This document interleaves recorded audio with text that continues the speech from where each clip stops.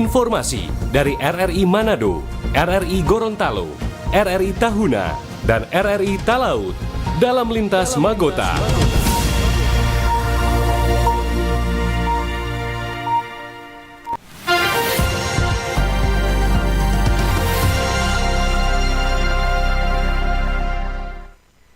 Pukul 17 waktu Indonesia Tengah, Radio Republik Indonesia dengan Lintas Magota, Manado, Gorontalo, Tahuna, dan Talaut.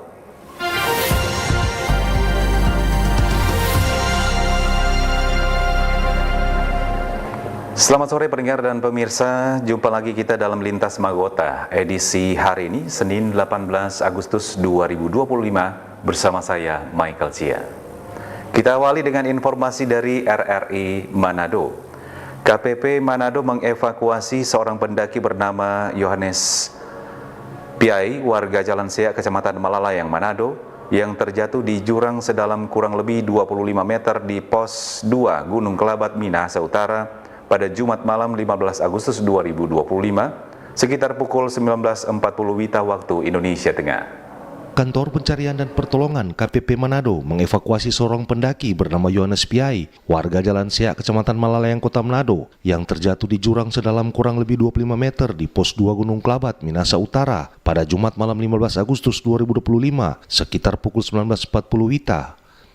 Diketahui saat itu korban bersama rekan-rekannya sedang beristirahat di Pos 2 Gunung Kelabat. Tiba-tiba korban terpeleset dan jatuh ke jurang dengan kedalaman 20 hingga 30 meter. Rekan korban pun langsung melaporkan kejadian tersebut ke Kantor Pencarian dan Pertolongan Manado pada pukul 21.15 WITA. Tim rescue Basarnas Sulut yang menerima laporan langsung bergerak ke lokasi dengan berbagai persiapan. Tim berhasil menemukan korban pada Sabtu 16 Agustus 2025 pukul 01.05 WITA dalam keadaan meninggal dunia karena tertimpa batang pohon di dasar jurang. Kepala Kantor Pencarian dan Pertolongan Manado, George Mercy Randang, dalam keterangannya mengatakan proses evakuasi korban bekerja sama dengan berbagai unsur gabungan seperti Polsek Air Madidi, rekan-rekan pendaki, unit siaga Sulut, serta gabungan komunitas pecinta alam. Kami Basarnas menerima informasi terkait dengan kondisi membahayakan manusia satu orang pendaki yang diinformasikan jatuh di Pegunungan Kelabat di kedalaman kurang lebih 20 sampai 30 meter. Setelah menerima informasi yang kami terima pada Jumat malam atau hampir jam 8 malam tanggal 15 Agustus 2025, kami langsung merespon dan melakukan persiapan trekking ke pegunungan tersebut.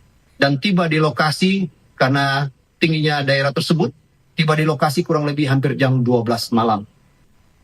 Setelah itu tim melaksanakan persiapan dengan membuat sistem untuk melakukan evakuasi di kedalaman 20-an meter dan korban berhasil ditemukan di kedalaman 25 meter dalam kondisi setelah melaksanakan asesmen tidak ada terdeteksi denyut nadi maupun nafas.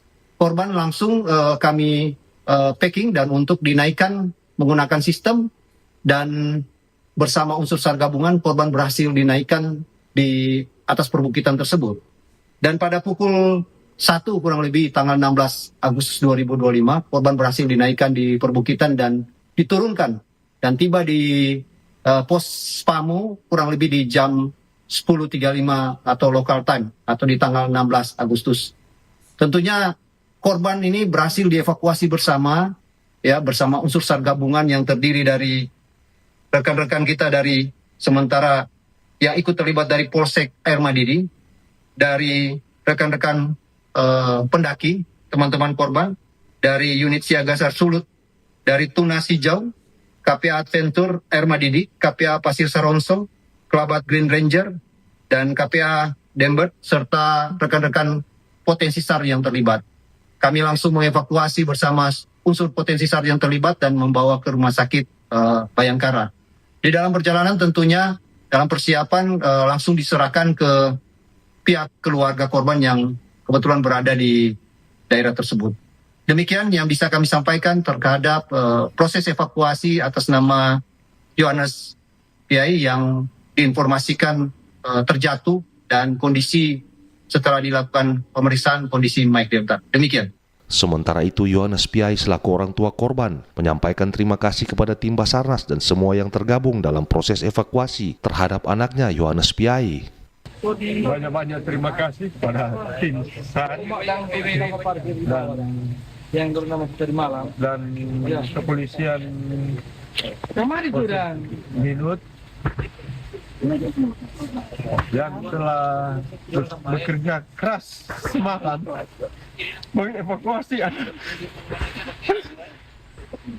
anak saya. Memang bukan gampang dari bawah. Saya lihat di video, bukan gampang kasih naik anak saya ini. Jadi saya mengucap banyak-banyak terima kasih kepada tim SARS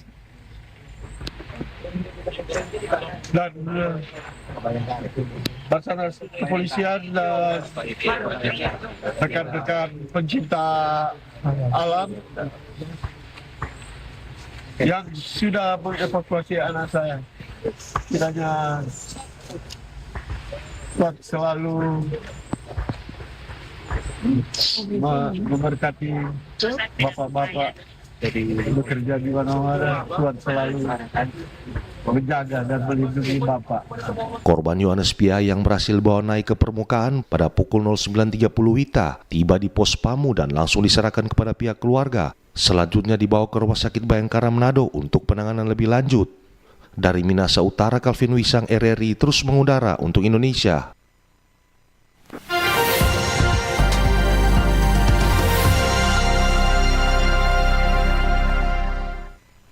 Selanjutnya kita akan dengarkan informasi dari RRI Gorontalo. Pedagang musiman atribut bendera merah putih mengeluhkan menurunnya omset penjualan secara signifikan. Persaingan dengan platform digital menjadi tantangan baru yang dihadapi para pedagang konvensional. Pada momentum peringatan Hari Ulang Tahun ke-80 Republik Indonesia tahun ini, penjualan bendera merah putih di Kota Gorontalo justru mengalami penurunan dibanding tahun-tahun sebelumnya. Hal ini dirasakan langsung sejumlah pedagang musiman, salah satunya Andi yang telah berjualan bendera selama lebih dari 15 tahun. Menurut Andi, sejak awal Agustus, penjualan bendera dan pernak-pernik kemerdekaan belum menunjukkan lonjakan signifikan. Ia mengaku omsetnya tahun ini turun sekitar 50 hingga 60% dibanding tahun sebelumnya. Salah satu faktor yang mempengaruhi hal ini, tegas Andi, banyak pembeli yang memilih berbelanja bendera melalui platform online dibanding datang langsung ke lapak pedagang di pinggir jalan. Menurutnya, kemudahan akses dan variasi pilihan yang lebih lengkap yang disediakan di media online menjadi salah satu alasan utama perpindahan pembeli ini. Selain itu, harga yang kompetitif dan sistem pembayaran yang praktis juga membuat pembeli lebih memilih belanja online. Lumayan agak lama dari 2010 kalau Gorontalo, 2010 sampai 2025. Kalau menurut Mas sendiri untuk penjualan bendera di Gorontalo bagaimana?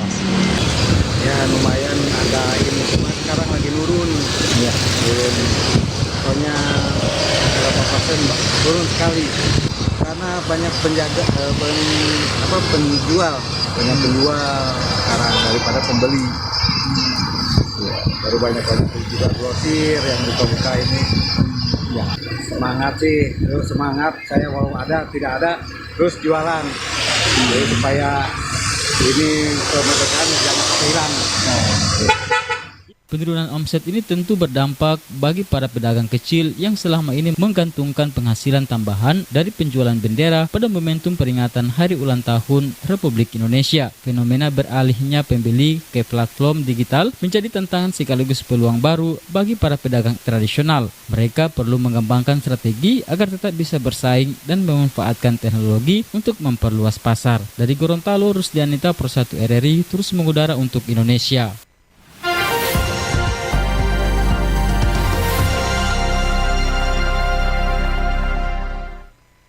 Masih dari RRI Gorontalo, pendengar dan pemirsa, Kementerian Imigrasi dan Kemasyarakatan RI memberikan remisi dan pengurangan masa tahanan kepada sekitar 714 narapidana di Gorontalo. Sebanyak 714 narapidana di Lembaga Pemasyarakatan se-Gorontalo memperoleh remisi atau pengurangan masa tahanan pada momentum Hari Ulang Tahun ke-80 Republik Indonesia. Penyerahan remisi dilakukan secara simbolis oleh Wakil Gubernur Gorontalo Ida Syahida Rusli Habibi di Lapas Gorontalo kemarin. Wakil Gubernur menyampaikan selamat kepada warga binaan dan anak binaan yang telah mendapatkan remisi dan pengurangan masa pidana, sekaligus memperoleh kebebasan kembali di tengah masyarakat.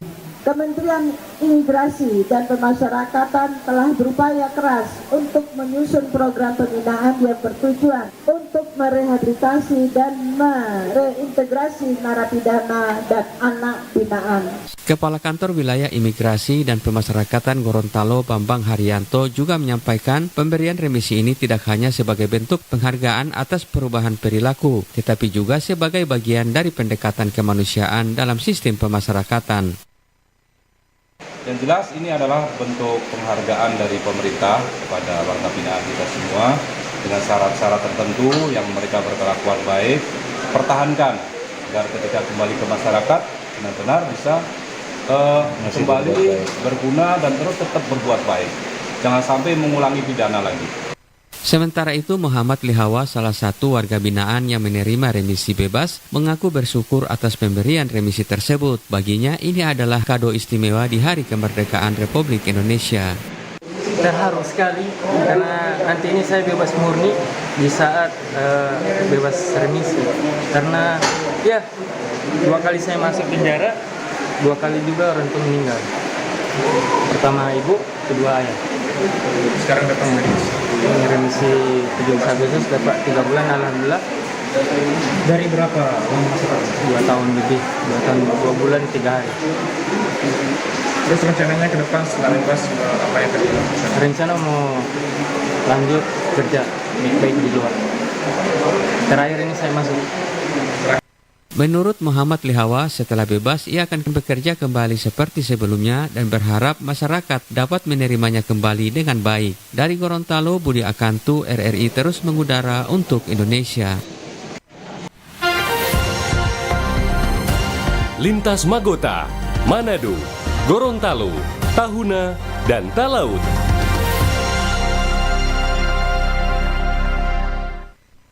Dari RRI Tahuna, program Gerakan Pangan Murah GPM TNI Polri berhasil menyalurkan belasan ton beras SPHP.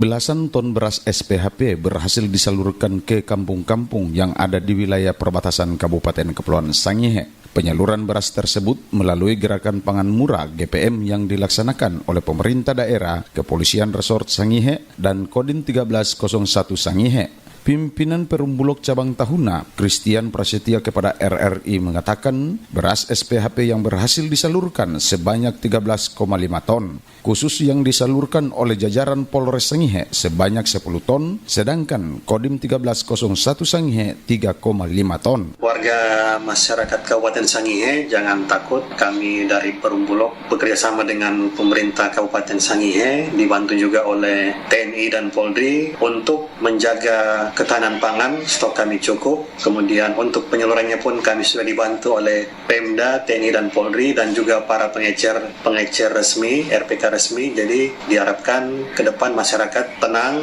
stok beras kami aman dan salurannya pun juga semakin hari semakin banyak. Menurut Prasetya, pihaknya akan terus menyediakan stok beras SPHP dalam program GPM yang dilaksanakan saat ini. Dengan demikian, masyarakat Sangihe tidak perlu khawatir untuk ketersediaan beras SPHP karena akan terjadi pemertaan melalui program GPM. Alfa Mauri melaporkan.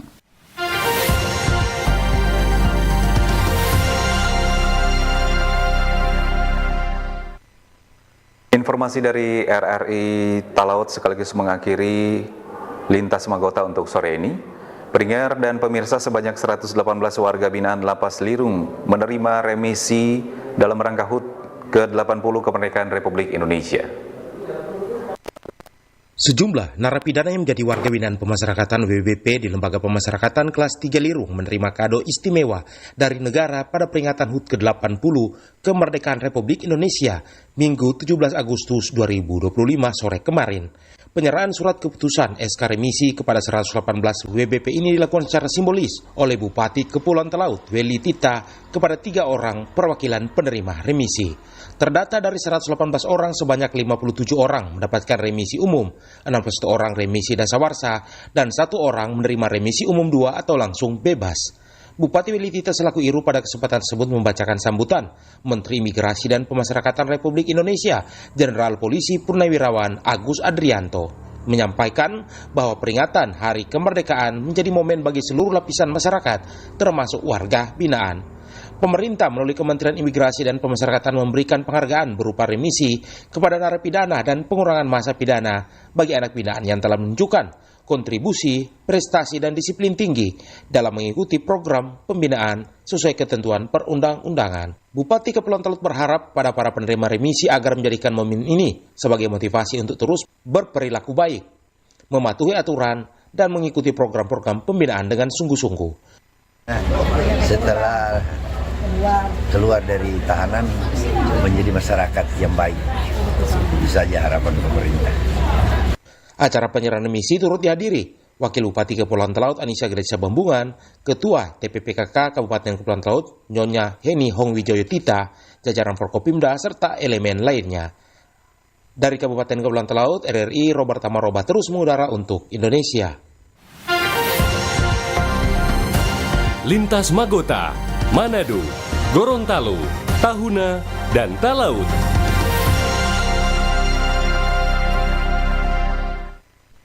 Dan sekian Lintas Magota sore ini, saya Michael Cia. Selamat sore.